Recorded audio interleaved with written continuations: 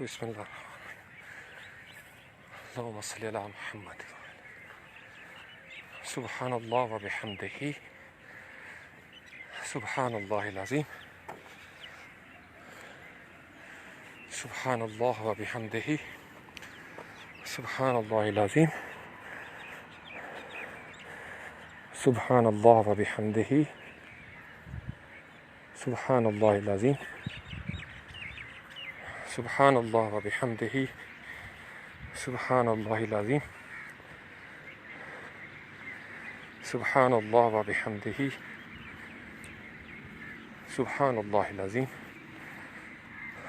سبحان اللہ والحمد للہ ولا الہ الا اللہ واللہ اکبر سبحان اللہ والحمد للہ لا الہ الا اللہ واللہ اکبر سبحان اللہ والحمد للہ ولا الہ الا اللہ واللہ اکبر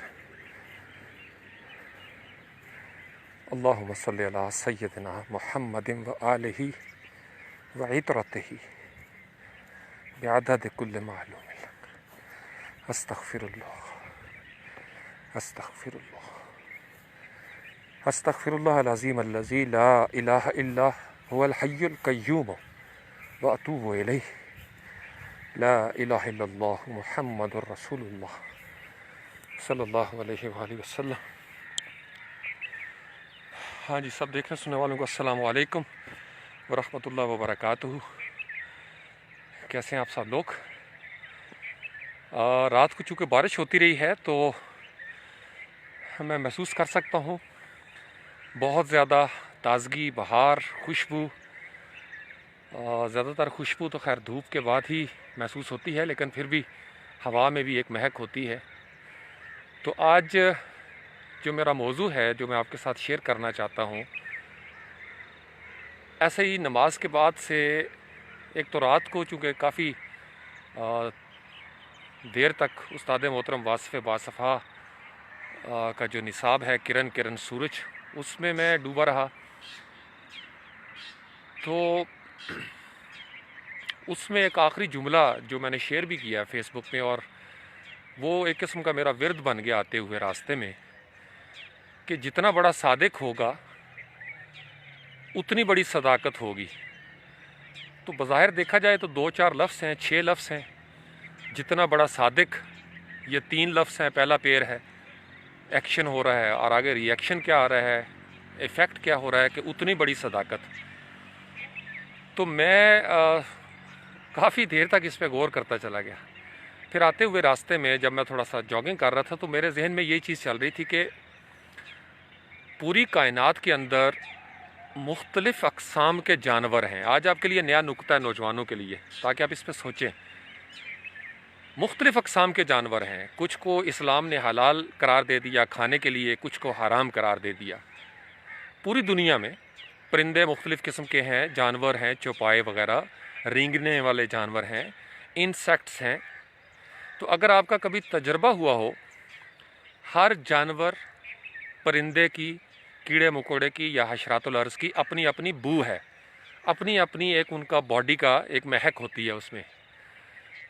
تو کائنات میں پھیلی ہوئی، یعنی اگر آپ کبھی بھینس کا دودھ آپ نے دوہا ہو یا گائے وغیرہ کا، تو جتنے حلال جانور ہیں ان کو اگر آپ کبھی سونگیں، بکری ہو گئی، گائے ہو گئی، بھینس ہے، اونٹنی ہے، جتنے حلال جانور ہیں ان کے جسم کی جو مہک ہے، باس ہے، ان کا جو سمیل کہہ لیں اس کو، جو فیل آتی ہے انسان کو، وہ ایک ڈیفرنٹ ہے۔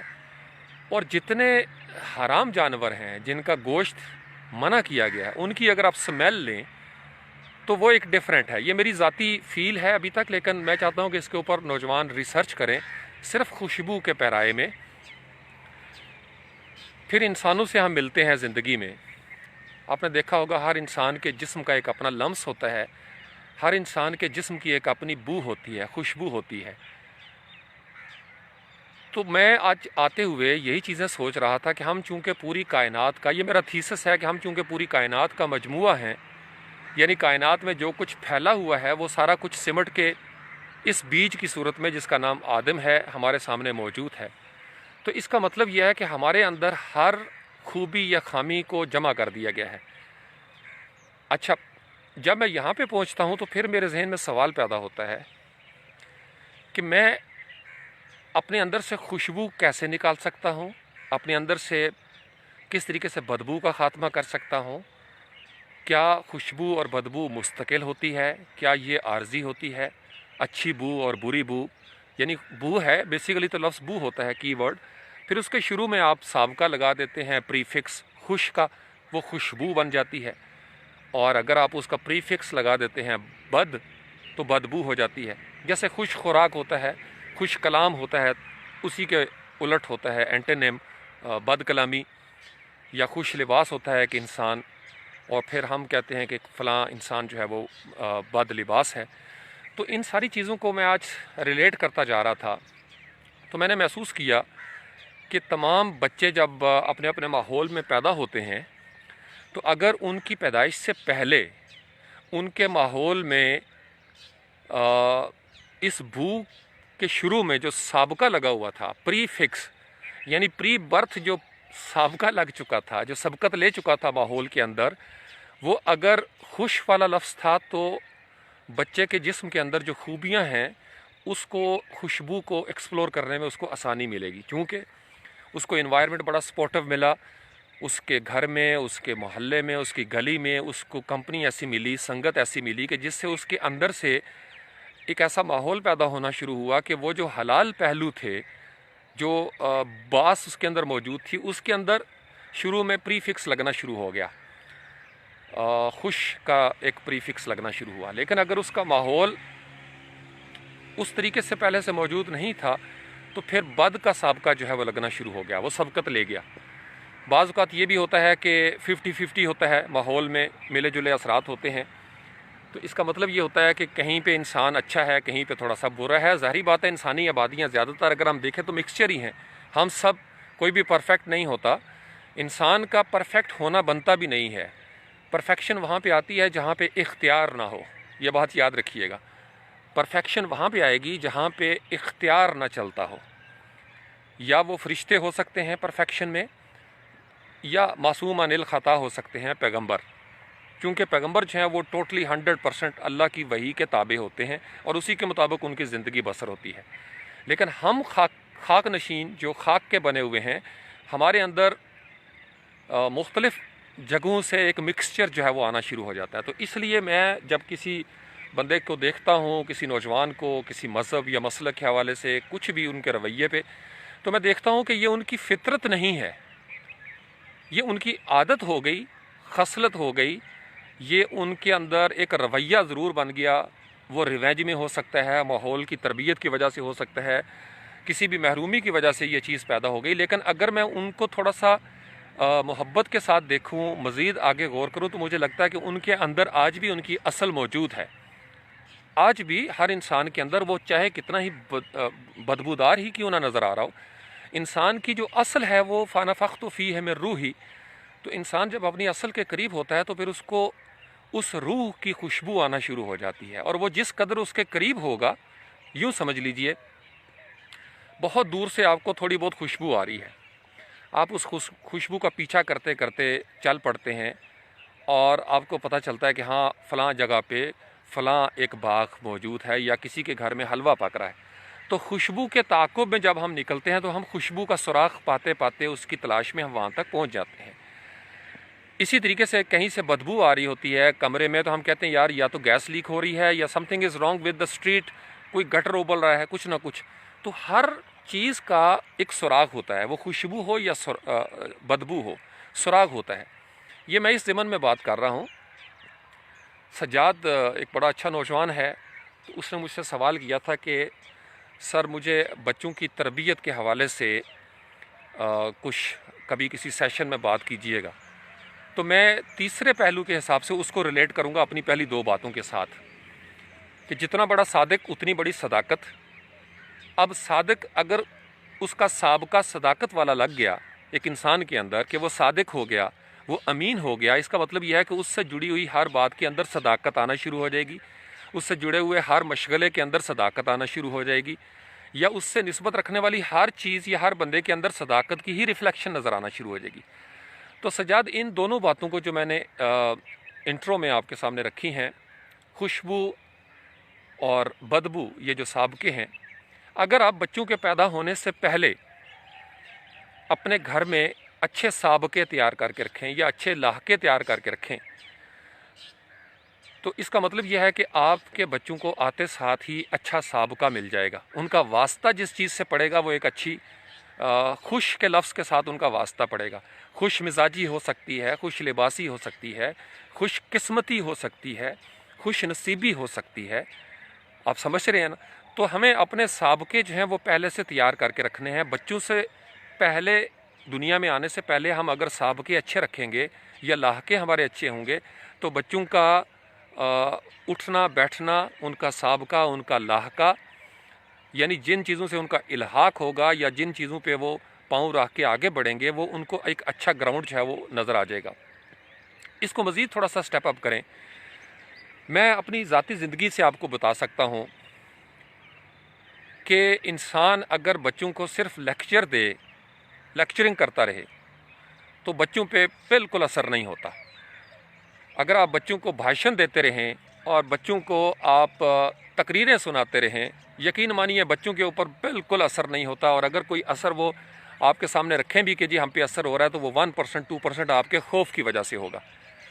تو میں نے سجاد زندگی میں کلیہ اختیار کیا بہت چھوٹی عمر سے بھی، اور جوں جوں میں میچور ہوتا چلا گیا، میں ڈیمونسٹریشن کا بڑا قائل ہوں، عملی طور پر، کیونکہ عمل سے ہی زندگی بنتی ہے، جنت بھی جہنم بھی۔ علامہ اقبال نے بھی یہی فرمایا تھا۔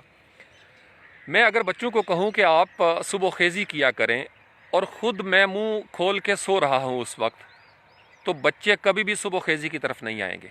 میں اگر بچوں کو کہوں کہ جناب آپ نے پازیٹیو باتیں کرنی ہیں، گالم گلوچ سے رکنا ہے، میں آپ کو اپنی مثال دیتا ہوں۔ میرے گھر میں when I was a kid، چھوٹا سا بچہ تھا، تو ہمارے گھر میں گالی کا استعمال کبیرہ گناہ کی طرح سمجھا جاتا تھا۔ ہماری ماں جی، اللہ کریم ان کو صحت و تندرستی عطا فرمائے، انہوں نے زندگی میں بچپن میں ہمارے سامنے ایک ایسا ماڈل رکھا جس میں گالی شامل نہیں تھی۔ ہمیں اگر 1-2 دفعہ سزا ملی تو صرف اس وجہ سے ملی کہ ہم نے بدتمیزی کوئی کی۔ شرارت پہ ہمیں ڈانٹ تھوڑی بہت پڑ جاتی تھی، لیکن کبھی غصے نہیں ہوتی تھی امی جی۔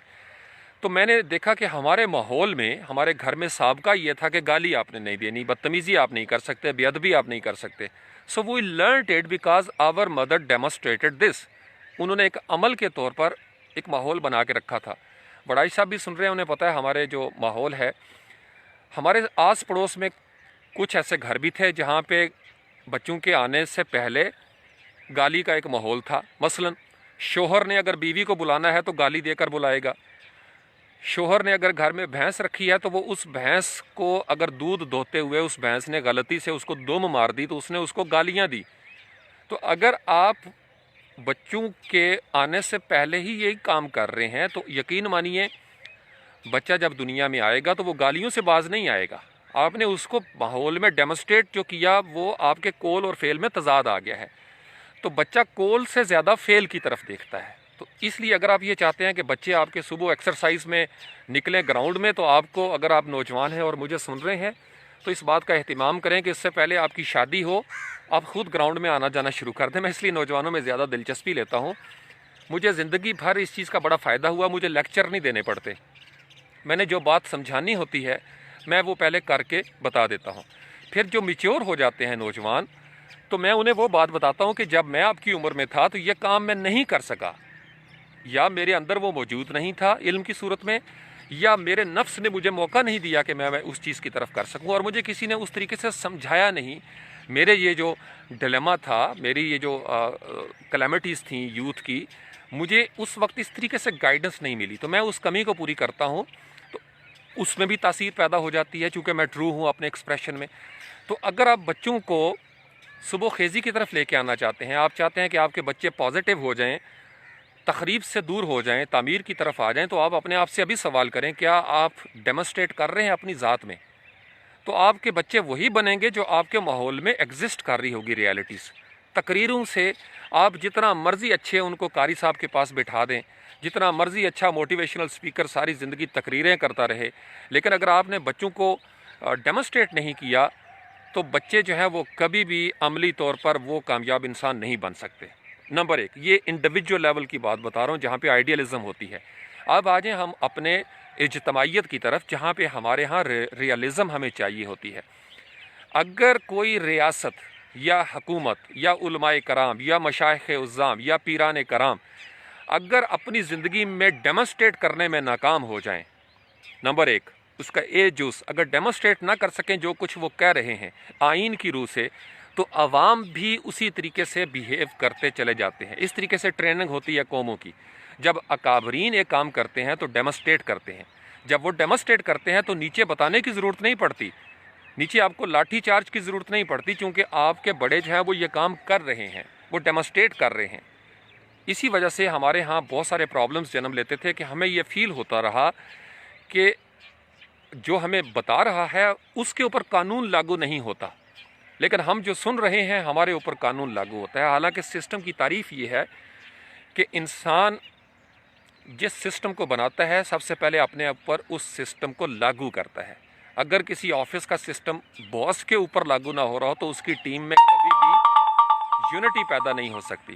یہ میں آپ کو سوشل لیول پہ بتا رہا ہوں۔ اگر اسی وجہ سے نبی پاک علیہ السلام کا بڑا خوبصورت یہ قول ہے، حدیث ہے کہ تم سے پہلے والی قومیں اس لیے ہلاک ہو گئیں کہ اگر کوئی طاقتور جرم کرتا تو اس کو چھوڑ دیا جاتا اور غریب جرم کرتا تو اس کو سزا دی جاتی۔ اب ہو کیا رہا ہے؟ آپ کے ہاں جو جوڈیشل سسٹم ہے وہ ڈیمونسٹریٹ کچھ اور کر رہا ہے۔ ہپوکریسی کرتی کیا ہے؟ ہپوکریسی کے دو منہ ہوتے ہیں، اس کی ڈیمونسٹریشن جو ہے اس کے اندر فرق ہوتا ہے، یعنی طاقتوروں کے سامنے وہ دانت نکالتی ہے طاقتوروں کے سامنے، اور اپنے سے کمزور کے لیے وہ ایک خوف کی علامت بن جاتی ہے۔ استاد محترم واصف باسوا فرماتے ہیں کہ خوف جو ہے نا وہ بغاوت پہ منتج ہوتا ہے۔ خوف جب پیدا ہو جائے گا کسی جگہ پہ، انتقام آ جائے گا، نافرمانی آ جائے گی اور اسی میں بغاوت پیدا ہوتی ہے۔ تو بغاوت جب تک انسان کمزور ہوتا ہے باغی نہیں ہوتا، لیکن اگر انسان بے بس ہو جائیں اور سارے انسانوں کے ساتھ وہی ناانصافی ہو تو پھر یہ جو کمزور بے بس انسان ہوتے ہیں یہ اکٹھے ہو کر طاقتور ہو کر بغاوت کی طرف چلے جاتے ہیں، اور ہمیشہ زندگی میں انارکی اسی طریقے سے جو ہے وہ پھیلتی ہوئی ہمیں نظر آتی ہے۔ تو اس لیے آپ بچوں کو یا معاشرے کو کچھ دینے سے پہلے آپ اپنے اندر یہ چیز پیدا کریں کہ آپ کس چیز کو کس طریقے سے ڈیمونسٹریٹ کر رہے ہیں، کیونکہ اگر آپ ڈیمونسٹریٹ نہیں کر پاتے in true letter and spirit, کول میں بھی آپ کو ڈیمونسٹریٹ کرنا ہے، یعنی آپ چاہتے ہیں کہ کسی بچے کی زبان کے اندر گالی نہ آئے تو آپ کی زبان کے اندر گالی نہیں آنی چاہیے۔ آپ یہ چاہتے ہیں کہ بچے اچھا لکھنے کی طرف آ جائیں تو آپ پہلے اچھا لکھ کے ان کو دکھائیں۔ یہ یاد رکھیے گا، اگر آپ کے ماحول میں صداقت نہیں ہے، اگر آپ کے انفرادی سطح پہ گھر میں صداقت نہیں ہے تو یقین رکھیے آپ کی اولاد کے اندر بھی اسی قدر صداقت آئے گی جس قدر ان کے آنے سے پہلے صداقت موجود تھی۔ تقریروں سے، بھاشنوں سے، موٹیویشنل لیکچر سے وہ نہیں سدھرنے والے، یہ یاد رکھیے گا۔ اور اگر وہ سدھریں گے بھی تو اس وقت سدھریں گے جب ان کا ایک نیا جنم ہوگا۔ یہ بھی ہوتا ہے، یعنی ایک انسان نے 15 16 17 18 سال ضائع کر دیا اپنی جوانی کے، لیکن پھر ایک ایسا سانحہ اس کی زندگی میں آتا ہے، ایک ایسی چوٹ اس کو لگتی ہے یا وہ ایک ایسے مقدمے سے گزرتا ہے، ایک ایسی سچویشن سے کہ اب وہ سمجھتا ہے کہ نہیں یار مجھے اب دوبارہ سے پیدا ہونا ہے، ایک توبۃ النصوح کی منزل میں وہ آ گیا۔ تو اب وہ دوبارہ سے جس ماحول میں پیدا ہوا، چاہے وہ فیس بک ہے، تو اگر اس کے پیدا ہونے کے فوراً بعد فیس بک کے پیج پہ، پروفائل پہ یا کسی گروپ میں پہلے سے ایک اچھا سابقہ لگا ہوا تھا تو اس کو ایک نیا جنم مل سکتا ہے۔ یہ بھی ہوتا ہے زندگی میں، یعنی وہ چیزیں جو بچپن میں رہ گئی تھیں، ہم بعض اوقات کئی دفعہ ہمیں نیا روپ ملتا ہے، نیا جنم ہوتا ہے ہمارا۔ تو اس لیے ہمیں زندگی میں چیزوں کو دیکھنا یہ چاہیے کہ ہم نے خوشبو کا ماحول بنایا یا بدبو کا ماحول بنایا۔ کائنات میں پھیلے ہوئے جانوروں میں ایک پگ بھی ہوتا ہے، بور، خنزیر، لحم الخنزیر، جس کو ہمارے ہاں اسلام میں آپ کو پتہ ہے کہ اس کو کس طریقے سے کون سی وہ علامت ہے۔ تو ہمیں دیکھنا یہ پڑے گا کہ ہمارے اندر اگر ماحول میں پہلے سے گیدڑ کی صفات غالب آ گئیں تو ہماری نسلیں گیدڑ بنتی جائیں گی۔ وہ فریب خوردہ شاہی کے پلا ہو کر گسوں میں، اسے کیا خبر کہ کیا ہے راہ و رسم شاہ بازی۔ تو میں نے بہت عرصہ پہلے کہانی کہیں پہ سنی تھی سمبولک انداز میں، ایک شیر تھا، تو جنگل میں آگ لگی اور اس آگ میں اس کی جو ماں تھی شیرنی اور اس کا باپ وہ جل گئے۔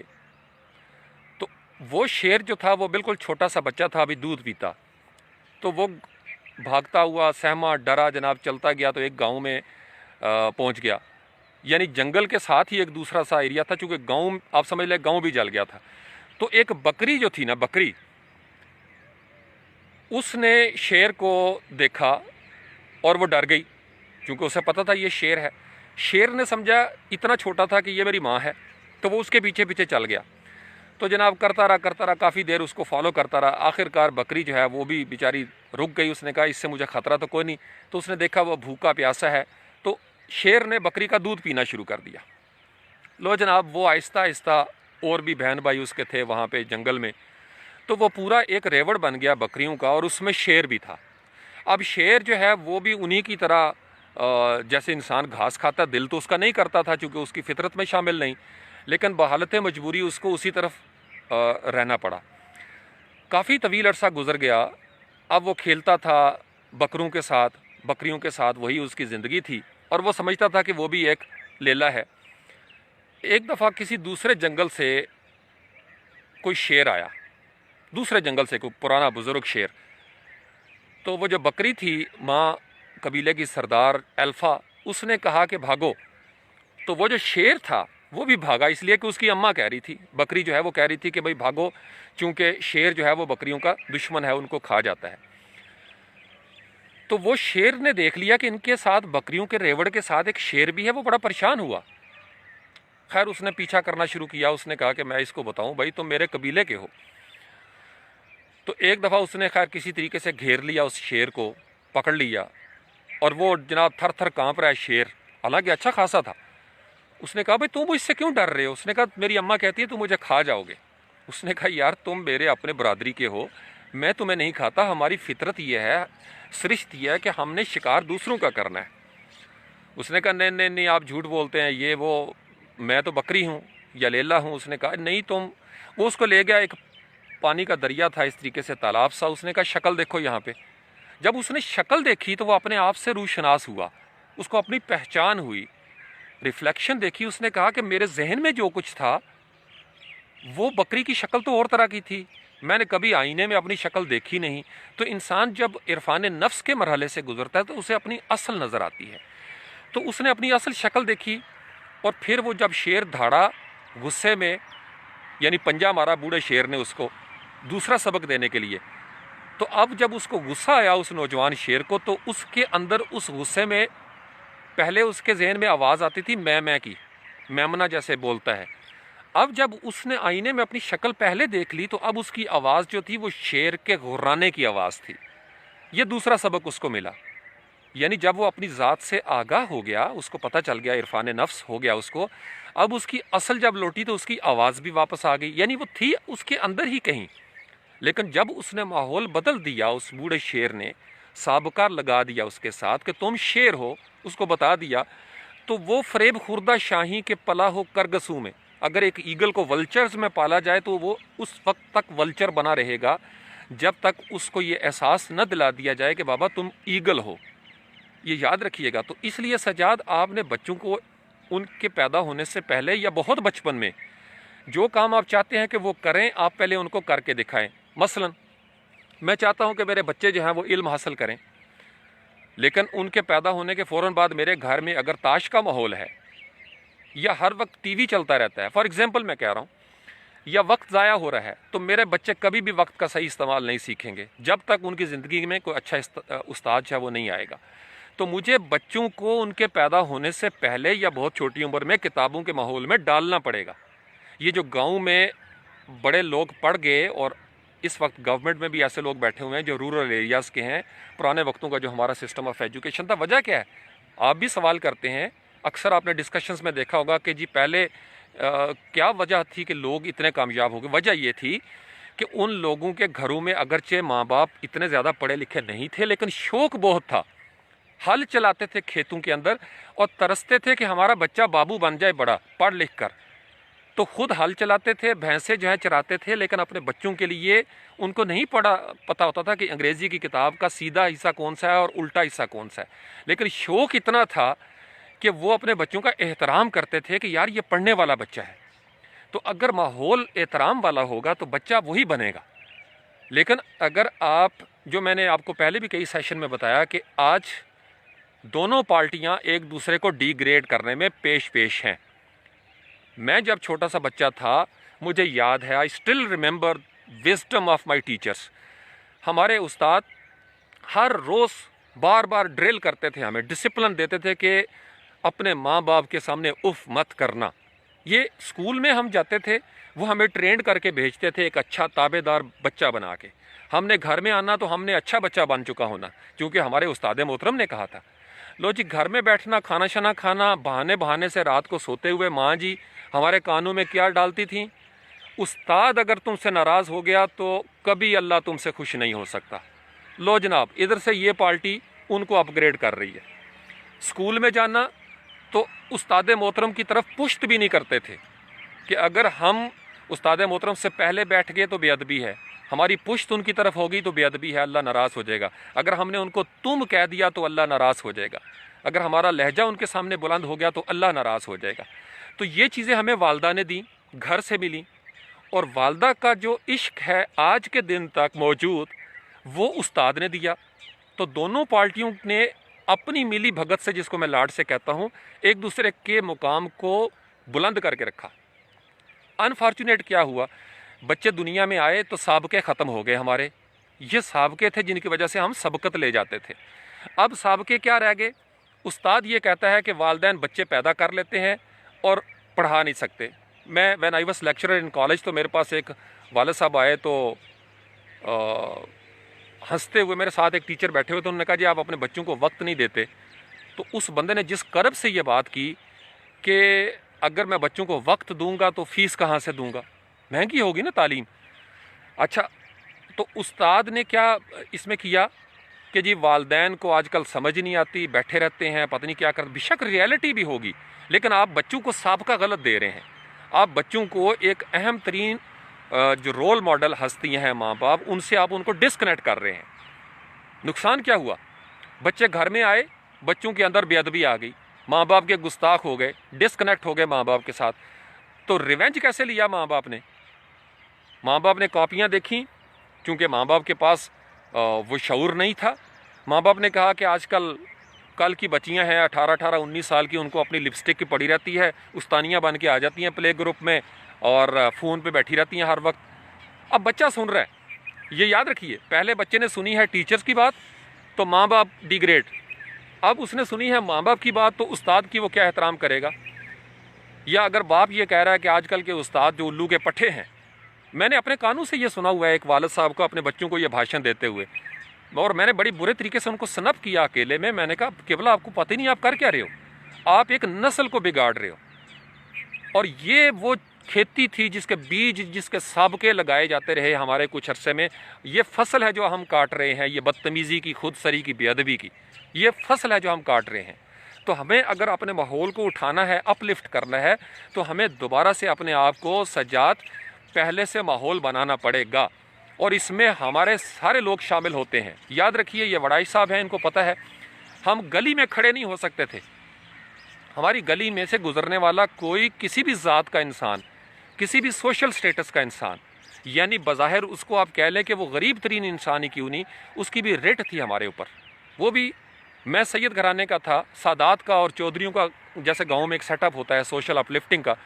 مجھے اگر کسی گاؤں کے اس دور میں بالکل لو سٹیٹس کے بندے نے بھی کہہ دیا نا ایسے ہاتھ کے اشارے سے کہ چلو اندر، تو ہم کبھی اکڑتے نہیں تھے، ہم بھاگ جاتے تھے، ہم ڈر جاتے تھے اس بابا جی سے یا مائی سے. اتنی گرپ تھی پورے معاشرے کی. گلی نے بھی ہم کو سابقے دیے، اسکول نے بھی دیے، ماں باپ نے بھی دیے. اور پھر جب ہم دوستوں میں آتے تھے تو ہمارے دوستوں میں بھی کوئی نہ کوئی بڑا ایسا ہوتا تھا جو ہمیں کنٹرول کر کے رکھتا تھا. اپنے سے بڑے بھائی کا ہمارے اوپر کنٹرول آج کے دن تک موجود ہے. بڑا بھائی ایک ہی بات سکھائے گی بار بار، بڑا بھائی آپ کا باپ کی جگہ ہوتا ہے. تو کسی چھوٹے بھائی کی جرت نہیں ہوتی کہ وہ اپنے بھائی کے سامنے، ہاں بچپن میں اونچ نیچ ہو جاتی ہے. جیسے میں آپ کو اپنا فنی سا واقعہ بتا دوں کہ ہم بچپن میں کبھی ایک دفعہ مووی دیکھی سلطان رئی اور مصطفیٰ قریشی کی. میری اور میرے بڑے لالا جی کی اس بات پہ لڑائی ہوگی کیونکہ مصطفیٰ قریشی جو ولن تھے فلم میں، سلطان رئی واز ہیرو، تو میں بننا چاہتا تھا سلطان رئی. بھائی جان کہتے تھے میں نے سلطان رئی بننا ہے. اب ہیرو ہر کوئی بننا چاہتا تھا، تو پھر ہم نے ٹاس کیا اور ٹاس پہ یہ طے پایا کہ میں سلطان رائی بنوں گا اور مصطفیٰ قریشی جو ہے نا وہ بھائی جان بنے گے۔ تو تھنگس ہیپن، بچپن کی یہ باتیں ہیں، لیکن پوائنٹ کی طرف آپ آئیں اس کو سیریس ٹون میں۔ سجاد، آپ بچوں سے وہی کچھ نکال سکتے ہیں جو آپ ان کے اندر سے سانپ کے ان کو پہلے دیں گے، یہ یاد رکھیے گا۔ یہ جتنی تقریریں ہمارے مولوی صاحب، مجھے یاد ہے ہم کھیلتے تھے نا اس طرح گراؤنڈ میں، گلی ڈنڈا ہم کھیل رہے ہیں، تو ہمارے مولوی صاحب کبھی پاس سے گزرنا، ان کے پاس سے ہمیں مہک آتی تھی، تو انہوں نے دور سے، ابھی ہمارے دور ہوتے تھے اور کہتے تھے السلام علیکم، تو ہم سارے کھڑے ہو جاتے تھے، اپنے ہاتھ صاف کر کے مولوی صاحب آ گئے، ہم کھڑے ہو جاتے تھے ان کے احترام میں، اور ہم ان کے ہاتھ جو ہے ان کے ساتھ شیک کرتے تھے۔ اب اگر آپ محراب و ممبر سے یہ کہہ رہے ہوں کہ سنت ہے بچوں کے پاس سے گزرتے ہوئے سلام کرنا، لیکن بچوں کے پاس سے گزرتے ہوئے آپ سلام کیے بغیر گزر جائیں تو کیا اثر ہوگا؟ تو گویا ڈیمونسٹریٹ کرنا پڑتا ہے، ہمسایوں کے حقوق ڈیمونسٹریٹ کرنے پڑتے ہیں۔ اسلام عمل کا نام ہے، اسلام یہ بھاشن نہیں ہے، تقریریں نہیں ہیں کہ رگیں پھلا کے تو میں نبی پاک علیہ السلام کی شان بیان کرتا رہوں لیکن میری گلی اس شان سے خالی رہے، میرے اپنے اقربا، میرے یتامہ، میرے مساکین، میرے وابن السبیل اور میرے اپنے والدین اس چیز سے محروم رہے لیکن میں لوگوں کو سمجھاتا پھروں۔ ایسا نہیں ہو سکتا۔ ایسے کرنے والوں سے ان کو وقتی طور پر عزت تو حاصل ہو جاتی ہے لیکن اللہ کی نظر وہ مقام نہیں بنتا۔ کابر مقتا عند اللہ ان تقولوا ما لا تفعلون، اللہ کو سخت ناپسند ہے جو آپ کرتے نہیں ہو وہ کیوں کہتے ہو۔ تضاد نہیں ہونا چاہیے۔ تو ہمارے معاشرے کے یہ جو تضادات ہیں ان کی وجہ سے ہمارا معاشرہ جو ہے وہ زوال پذیری کا شکار ہوا ہے، اور جن کو ہم نان مسلم کہتے ہیں انہوں نے اس چیز پہ قابو پایا ہے، یعنی ہمیں پانا چاہیے تھا۔ ہمارے اندر سے یہ ہپوکریسی ختم ہو جاتی، ہمارے بچوں کے آنے سے پہلے ایک ماحول بن جاتا۔ یہی وجہ ہے کہ اممیچور شادیوں نے اممیچور رزلٹس دیے، اممیچور شادیاں ہوئیں، یعنی جوش و جذبے میں شادیاں ہو رہی ہیں، جوش و جذبے میں طلاقیں ہو رہی ہیں، کوئی میچورٹی کا لیول نہیں ہے اس میں۔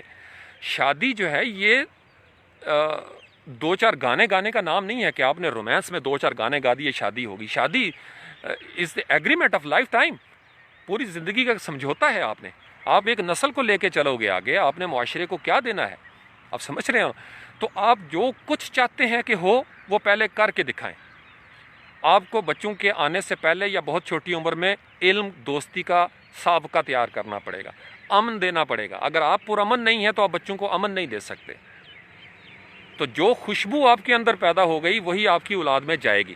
ہاں ایکسیپشنل ہوتے ہیں کیسز، نوح کے گھر میں کنعان پیدا ہو سکتا ہے، ایکسیپشنل کیس ہے، اٹس ناٹ پرنسپل۔ آگ مجھے آپ سب کو جلا دے گی، ابراہیم علیہ السلام کے لیے ٹھنڈی ہو جاتی ہے، قُلْنَا يَا نَارُ كُونِي بَرْدًا وَسَلَامًا، کیوں؟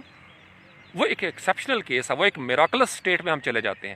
تو معاشرے میریکلز کے ساتھ نہیں چلتے، معاشرے رولز اینڈ ریگولیشنز کے ساتھ آگے چلتے ہیں۔ تو ہمیں اپنی زندگی کے اندر سوشل ریالٹیز کو دیکھنا پڑے گا، کیا پھیلا ہوا ہے، کیا کم کرنا پڑے گا۔ گورنمنٹ اپنی جگہ پہ سابقے دے، یعنی ہم اگر لوگوں کو کہہ رہے ہوں کہ لوگ صفائی پسند نہیں ہیں، صفائی نصف ایمان ہے، مسجد میں تو صفائی نصف ایمان ہو لیکن اسی مسجد کی سراؤنڈنگ میں چاروں طرف گند پڑا ہوا ہو تو صفائی نصف ایمان نہیں ہے، وہ صرف تھیوری ہے، یہ بھاشن ہے جس کا کوئی اثر نہیں ہو رہا اس مسجد میں نماز پڑھنے والوں کے اوپر۔ تو ہمیں دیکھنا پڑے گا کہ میں اگر کسی کو کہوں کہ بھائی ناخن کاٹا کرو تو مجھے اپنے پہلے ناخن کاٹنے پڑیں گے۔ تو میرے ناخن بڑے ہوئے ہوں اور ان کے اندر میل جمی ہوئی ہو، میں دوسروں کو سمجھاتا پھروں کہ بھائی آپ ناخن کاٹا کریں، ایسا نہیں ہو سکتا۔ بات سمجھ کی، ایسا نہیں ہو سکتا۔ تو اس لیے خوشبو کی طرف آئیں، رنگوں کی طرف آئیں، نور کی طرف آئیں، صبح خیزی کی طرف آئیں، تازگی کی طرف آئیں۔ جتنا آپ یہ سارے کام کریں گے بائی گاڈ آپ ڈیمونسٹریٹ کرنا شروع ہو جائیں گے۔ اگر آپ کے اندر فائٹنگ سپرٹ نہیں، آپ اپنے مقام کو خود نہیں سمجھتے، میاں اور بیوی کا آپس میں احترام نہیں ہے، تو وہ بچہ جو آپ کی پروڈکٹ ہے، آپ کے دونوں کے ملنے سے جو بن رہا ہے، اس کے اندر 50% آپ سے آ رہا ہے، 50% ادھر سے آ رہا ہے، اور اس میں سارا کچھ آ جائے گا، باقی اس کی ٹریننگ ہوگی۔ یاد رکھیے گا، انسان کے اندر گدھا بھی ہے، گھوڑا بھی ہے۔ اگر آپ نے انسان کو گدھا بنا دیا تو گدھے کو جتنا مرضی مجاہدہ کرواتے رہیں وہ پھر گھوڑا نہیں بنتا۔ لیکن انسان بنیادی طور پر اشرف المخلوقات ہے، اس کے اندر گھوڑا بھی بننے کی صلاحیت ہے، گدھا بننے کی بھی صلاحیت ہے۔ آپ نے اس کو ماحول دے دیا گدھے والا، مار مار کے ہی اگر آپ نے اس کو سمجھانا ہے تو وہ گدھا ہی بنے گا، اور گدھے کے اوپر پھر لوڈ ہی ڈالا جا سکتا ہے۔ تو آپ اپنے بچوں کو انسانوں والا ماحول دے دیں۔ یہ بڑی خوبصورت حدیث ہے، ہمارے ہاں اس کے اوپر پی ایچ ڈیز ہونی چاہیے، ایک دو نہیں، ہزاروں پی ایچ ڈیز۔ کیوں کہا نبی پاک علیہ السلام نے کہ تم سے پہلے والی قومیں تباہ ہو گئیں؟ کتنا بڑا پرنسپل دیا، ایک چھوٹی سی بات، جوڈیشل سسٹم میں ایکویلٹی لے آؤ، سب کے لیے ایک رول اینڈ ریگولیشن کر دو، کسی طاقتور کو بھی تھریٹ وہی ہو جو کسی غریب آدمی کو تھریٹ ہے۔ ہم دیکھ کیا رہے ہیں؟ ہمارے سامنے 24 گھنٹے میڈیا کے اندر یہ ان ایکویلٹی ہمیں دکھائی جاتی ہے۔ تو آپ کیا سمجھتے ہیں کہ معاشرے کے اندر انارکی نہیں آئے گی؟ ممکن ہی نہیں ہے۔ ہم جو ڈیمونسٹریٹ کرتے رہے ہیں طاقتوروں کے معاشرے میں کمزوروں کا استحصال، یہی ڈیمونسٹریٹ ہوا ہے آج تک زیادہ تر، تو پھر یہی نتیجہ نکلنا ہے۔ تو اگر آپ چاہتے ہیں کہ معاشرے سے جہالت ختم ہو تو ہمیں پہلے اپنی جہالت ختم کرنا ہوگی۔ اور مجھے اس ریالٹی کا احساس ہے، اس لیے میں نے صرف اپنی زندگی میں اپنے دائروں کے اندر جتنی میری ایکسیس ہے میں نے کوشش کی میں پہلے اپنے اوپر اپلائی کروں، اور جس قدر میں نے اپلائی کیا یقین مانیے مجھے اسی قدر کامیابی ہوئی۔ اپنے بھائیوں کی زندگی میں جہاں جہاں میری نسبت ہے میں نے پہلے ڈیمونسٹریٹ کیا میں نے پہلے، اور جو چیزیں میری ذات میں ایسی تھی جن پہ میں قابو نہیں پا سکا، بہت ساری چیزیں ہوتی ہیں انسان کے اندر جو ڈارک اس کے ایریاز ہوتے ہیں، یا انسان نے وقت ضائع کیا ہوتا ہے عمر کے کسی خاص حصے میں اس کو اللہ کے سامنے رکھتا ہوں، بالکل میں اس کو اللہ کے سامنے رکھتا ہوں۔ لیکن جو چیزیں میرے اندر موجود ہیں میں دن رات کوشش کرتا ہوں کہ یار میں جہاں تک میری آواز جا سکتی ہے میں سب کے سامنے رکھوں۔ سجاد، وجہ کیا ہے؟ مجھے پتا ہے اس کا اثر ہوگا۔ کیوں ہوگا؟ یہ میرے اندر موجود ہے، میں نے ڈیمونسٹریٹ کیا ہوا ہے۔ میں یہاں پہ گراؤنڈ میں ابھی سے نہیں، اگر آپ میری پروفائل پہ جائیں ویڈیوز میں، کامران بھائی بھی ہیں، سب کو پتہ ہے، اور میرے گھر والوں کو تو پتہ ہے، میں بہت بچپن میں مجھے تھوڑی تھوڑی باتیں یاد ہیں، اتنا چھوٹا تھا اس وقت سے میں، ہمارے گاؤں میں ایک ڈلی تھی، میں وہاں پہ جایا کرتا تھا۔ ہم چھوٹے چھوٹے دوست تھے، تیسری چوتھی کلاس کی بات بتا رہا ہوں، ہم وہاں پہ جا کے ریت میں نہایا کرتے تھے، وہاں پہ ڈلی میں، اور ریت پہ ہم کشتی کھیلا کرتے تھے۔ اس وقت سرسوں کا تیل ہم نے لے جانا، ہم نے اس کو مالش کرنی کہ ہم پہلوان بن رہے ہیں۔ اب سمجھ رہے ہیں؟ تو بچپن سے ڈیولپ ہوتی ہیں عادتیں، بچپن سے ڈیولپ ہوتی ہیں۔ پھر آج تک مجھے گالی سننے میں اور گالی دینے میں بڑی تکلیف ہوتی ہے، میں اس لیے اوائڈ کرتا ہوں ساری ایسی محفلوں سے۔ آج کل ہمارے ہاں پتہ کیا ہو گیا؟